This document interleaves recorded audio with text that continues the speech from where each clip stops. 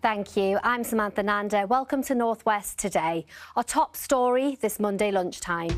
Greater Manchester Police pledged to make rape and victims of sexual assault a priority after taking part in a new pilot scheme. There have been cases previously where we would say we're not proud of what we delivered, but we are really proud now of our approach to victims.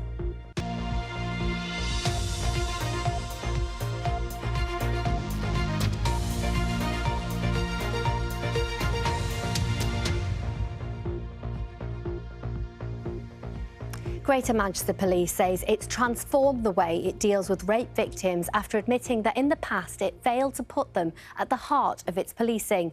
The force has been pioneering a new strategy to improve the way serious sexual offences are investigated. It's part of a Home Office pilot scheme now being rolled out nationwide. But one support group says GMP still has a mountain to climb. Here's our social affairs correspondent, Abby Jones. The police didn't even take me to the police station to question me. They didn't even ask for the phone numbers. They took me home to my dad and said, keep your daughter in. She was very, very dismissive, as though to say, oh, don't be silly.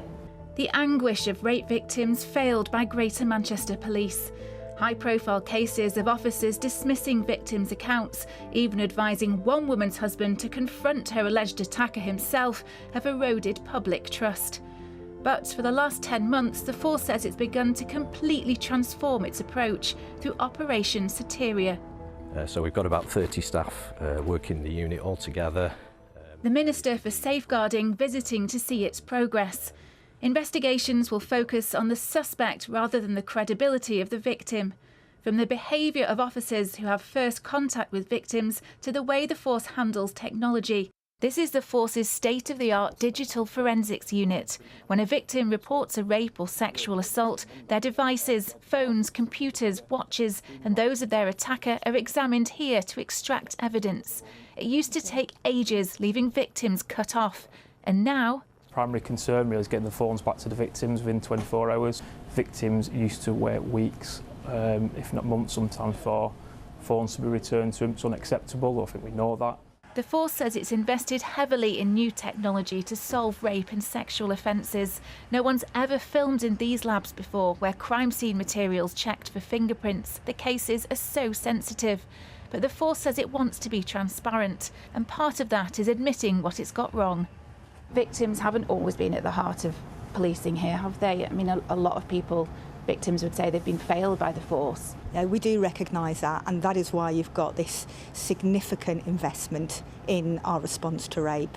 That is why it's a force priority now. There have been cases previously where we would say we're not proud of what we delivered, but we are really proud now of our approach to victims in Greater Manchester. We have more people reporting. We are getting more convictions, and GMP in 2023 is not the organisation it was 5 years ago, and we strive to constantly be better. We showed that interview to Duncan Craig, a sexual abuse survivor and founder of a Manchester organisation that helps male victims. Are they changing? Certainly are changing, definitely, but I'm not too sure I'd say that we're really proud at the moment. I think we're definitely on the right track, but I still think we've got a fair bit to go. We haven't sorted the training out properly. We've got some issues around trust with the public, and I don't think that's GMP. I think look at the country. The government insists Operation Soteria is transformative, but isn't it long overdue? It is dismal that we've had so few prosecutions, but this is why we're bringing out Operation Soteria, and it's working. It takes time, but all good change takes time to bed in, and we do see those green shoots which are flourishing now. Charities say the government must now tackle the bottleneck in the courts that see many victims waiting months, even years, for justice, some giving up on the way. Abby Jones, BBC North West Tonight, Manchester.